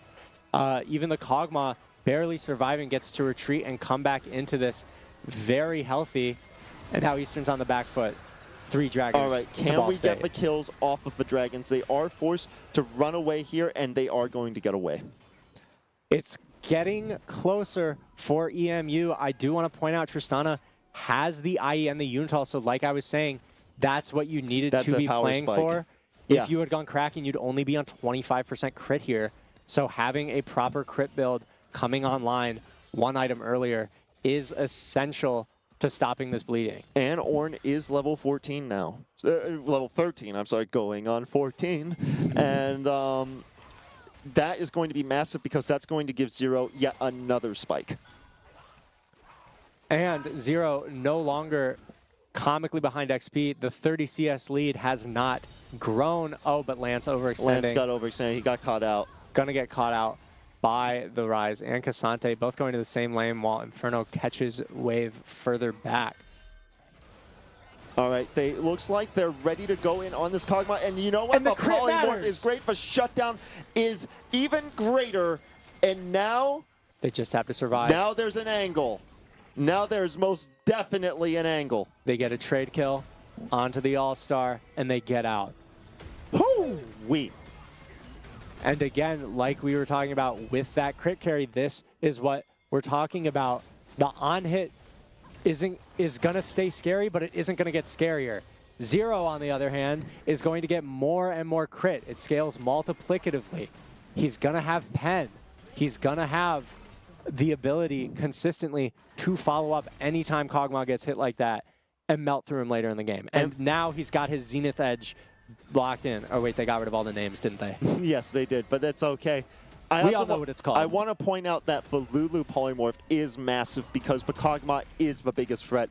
If you can just polymorph him once, then that's a one fight. Polymorph also a massive deterrent to a champion like Graves or even Cassante. These champions do have a lot of disruption and damage threat And if you're not Lulu. while the map state is rough and the Dragon Soul state is even rougher, we're not at that much of a gold deficit. This is very manageable, and I will also say Ocean Soul is not the worst soul that they could have gotten. I think As long as we win the fight. as long as our AD carry purchases Mortal Reminder this Mortal game. Reminder, get it this game. But or if we burst them down, you know. But like it could have been Mountain, it could have been Infernal, it could have been Air. Like Yeah, but Ball State does not want to let off the gas. They Yeah. know just as well as Eastern does that the longer they wait, the better the fight is going to look for EMU. So they are trying to keep their vision better, keep their pressure better, get EMU split up. But EMU is starting to gather here. hit those wards out of my house. This is not a safe house for wards. They're looking for a 5v5. Shambo taking lots of damage there, though. Yeah.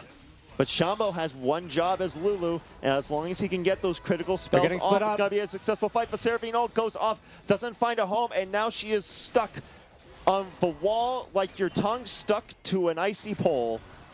Still going to be able to get out. Drywall in a bit of a pickle, now at half health, not going to be able to engage quite as reliably. Still coming into zone. The orange choo-choo train is here. Doesn't the find damage. its home, but he's going Tristana in. E. And oh my word, the ultimate saves the day, but maybe you needed to alt 0 instead in that scenario. And now the fight is turning around. I respect the gumption, I respect the stones, but when you miss that Ornn ultimate, when the train doesn't quite hit the dog, you gotta. I feel like you gotta back off there. I think that was a little bit of an overcommitment, but the idea was sound.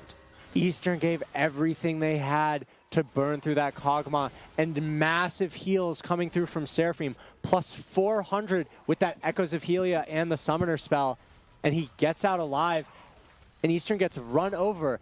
Were it not for the insane amount of damage that Lance pumped out in this fight. Look at how many tools we commit onto the Kog'Maw here. The ult onto him solo goes wide. Drywall flashing in. Everybody moving forward and taking tons of AoE damage from Ryze. Whew. And it's another case of the AD carries drawing all the attention, but the mages are doing all the damage as a result. If you win that fight too, you would have gotten mid lane, and that would have been also very massive at stabilizing and evening out the game. So I don't fault Eastern. I don't think Eastern's completely out of it for losing that fight. Oh no, what do you see? No. What do you see? What's got you scared? They showed me the item builds. They showed the item builds. Oh no, Mortal Reminder.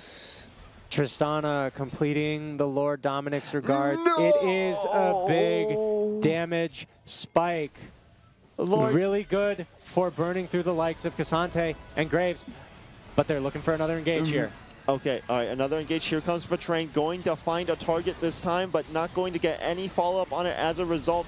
Drywall fighting out on the front line alone, gets saved by the Lulu ultimate. Lance shooting pot shots nearby, and it is looking to be enough to zone them off, but they are running out of steam. Without the Lulu ult, they don't have much to disengage. Back off here. They cannot give up Cloud Soul. Their health bars are low, but they need to keep this zone control. They need to keep Ball State away from this objective. Oh, but without the Xin Zhao smite, it's going to look pretty bleak. And they get forced off. And that is the going to damage be... doesn't quite come Cloud through. Soul. My Soul apologies. coming through for Ball State as they also win the fight.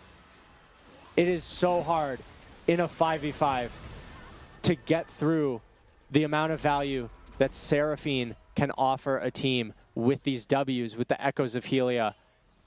And in the end, too many heals, too many shields, not enough grievous wounds is going to result in Cloud Soul. Watch again. Look at all the damage Zero's putting out here, but then they retreat. Look at the shields from Seraphine. I disagree. I think Lord Doms is the play on Tristana for the spike. I think you need Grievous on Lance because Anivia is much more of a utility. She has the big AoEs. I think that is much more of a play.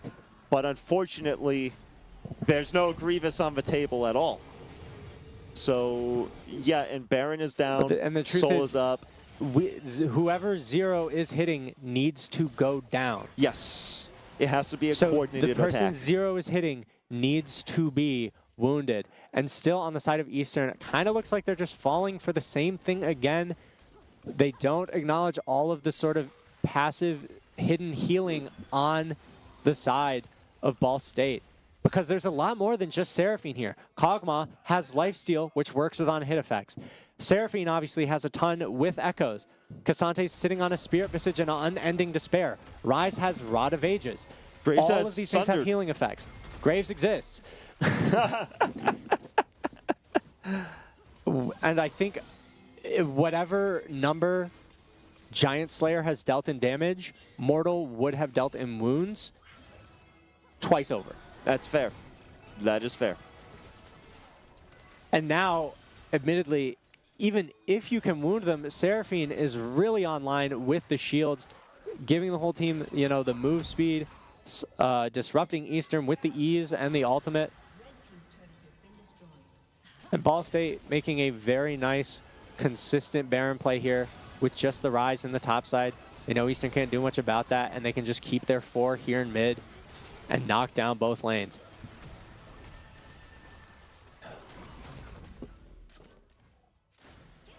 And there's nowhere to go on the map at the moment. Like, there's no... Eastern literally just has to sit under this mid Yeah, tower. it's the classic Baron defense, but Yeah. they do get some pretty good hits on a Kog'Maw. But again, he's back to full. He's got the shields on. Plus 108. I don't even know what that came from. It's just constant. Look at his healing. Oh, because I forgot about the new tier item, guys. Yeah. Sorry, there's more healing than I even thought Than they you could had. comprehend. Eastern does not Yeah. have the ability to make any damage stick here. And there comes the Seraphine engage, going to throw out the E. The siege is so incredible with Yeah. Seraphine and Kog'Maw. The infinite sustain. Ball State is allowed to play as far forward as they want. Inferno can look for the craziest ultimate of all time, and it will not matter That man- because Eastern doesn't have the damage, or do they? Just stared a train in the face and didn't even flinch. And now the Lulu ult is up on Inferno, going to save his life. But for how long is that life prolonged? And here again, Eastern gets a lot of damage down, but they're forced to back out. And all of a sudden, their entire base is getting taken by a team that is mysteriously regened to full.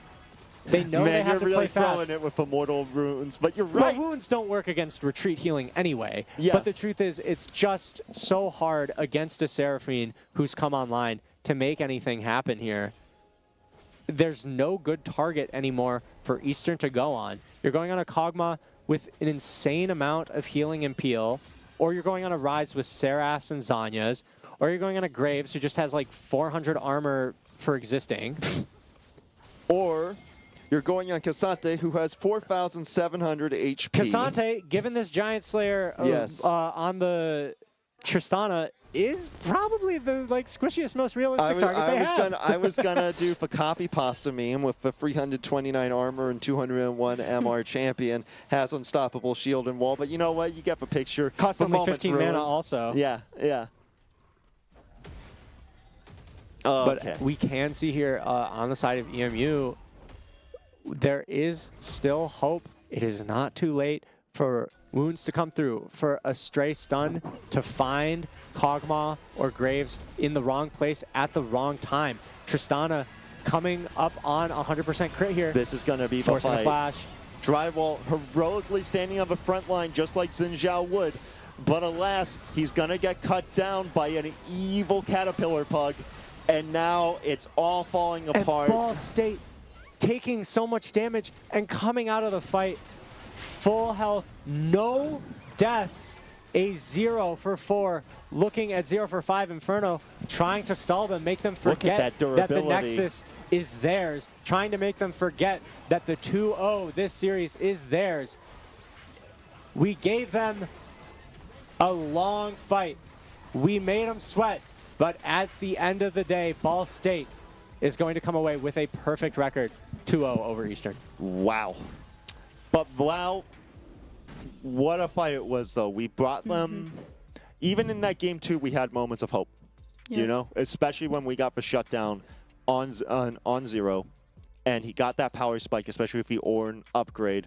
But by then, you know, Dragon Soul's out of control. The map is out of control. Yeah. There wasn't anything else to be done. But you got to give credit where credit is due. On the side of Eastern, it is very easy to look embarrassing and not together when you are behind like that against a team that strong. But Eastern always looked scary. Their plays always looked coordinated and confident, even the losing ones. It always looked like they might have been able to have it.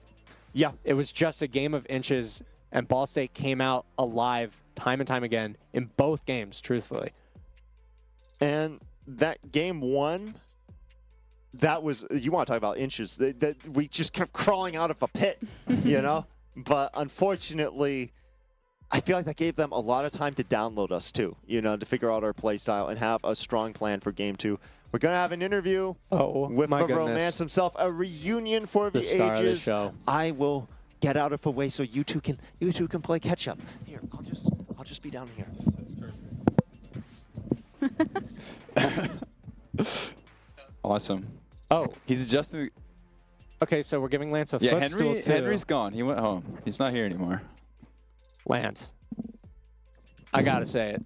What's up, man? What's A up? beautiful series from you there. A beautiful series from everyone at Eastern as far as 0-2 defeats tend to go. Right? Yeah, there's a little asterisk on that 0-2. I think we're all pretty happy with how we played both games. I mean, the second one wasn't as close, but I think we played pretty well too. Yeah, and I think especially against a team that's that strong, being able to consistently find plays from behind and still take things on the other side of the map. What was the conversation sort of looking like in that game too? Because I don't think that vertical was planned, was it? No, definitely not. Yeah, I mean, we never want our tank top to be vertical on, and yeah, when that happened, we just didn't think we could defend that, so we kind of just had to roll with it. Unfortunately, that meant bot lane just being permadove, and we really had no answer to that. But I mean, honestly, funnily enough, we were gonna pick Kog'Maw in 5, so it's kind of crazy that they picked Kog'Maw there. That you have to assume they did some research, knew he liked the champion. Maybe. Yeah. But what does the conversation look like when you're trying to sort of fix this game state, especially after literally the first, I don't know, 3-4 dives for Ball State all went exactly how they wanted it? Right. I mean, honestly, it was just trying to weather the storm, and giving the tower early bot was kind of the plan because they were just screwed, to be honest. And we can't really play topside easily into Xante, so we're kind of forced to just farm it out and hope that we can find picks with the Nivea, and we tried to, but I mean, it's really hard to pick any of their sides. Yeah. I know Eastern kind of prides itself on having a really disciplined early game, generally speaking. Yeah. I think we saw that this series as well. Yeah. You know, you picked the comps you liked. Honestly, yeah, both games I think we were even or better early game. So we're pretty happy with that because a lot of times in our scrims, we completely troll the early game and then somehow we win the game just because we team fight better than a lot of teams. But into this team, they're a really good team fighting team. Right. So it's don't have that luxury. So what changes or improvements are we looking at before we meet them in the playoffs? We just know, I mean, even that first game, we were completely on pace and we were in control of that game. We just need to play on our tempo, and we had like 2 straight plays where we kind of just opted into what they wanted and not what we wanted. That game, they really wanted to group on mid lane. We wanted to play sides, and we gave them fights, 5v5s early, and made it really hard from that point, even though we were really far ahead. And then it kind of just got a point where no one could play sides because you just get instantly engaged on. But either way, a beautiful series. Yeah. Both teams, really, really fun one to watch. Yep, always excited to play them. Yeah. When you see them in playoffs, are you predicting 3-0 for Eastern, 3-1 for Eastern, or 3-2 for Eastern? No matter how many games we're going, there's going to be a lot of wins and then 0 losses. That's what I'm predicting. All right. Yeah. Well, Thank you so much for giving us an incredible series. Yes, it was fun. Go reconvene with your Eagles. Yes. Who's this? Where did he come from? Wow. It's out of nowhere. Where'd this LeBlanc guy come clone from? or something. Invis. Crazy. Yeah, I really do look tough. I'm tired after those games too, man. We all are. Yeah. Everyone watching But could use a bit of rest. we got playoffs in 3 weeks, so we'll have another chance at them, hopefully, if we can meet them in finals. All right, well, best of luck to you all in that endeavor. Thank you. Bye, stream. Say bye, Lance.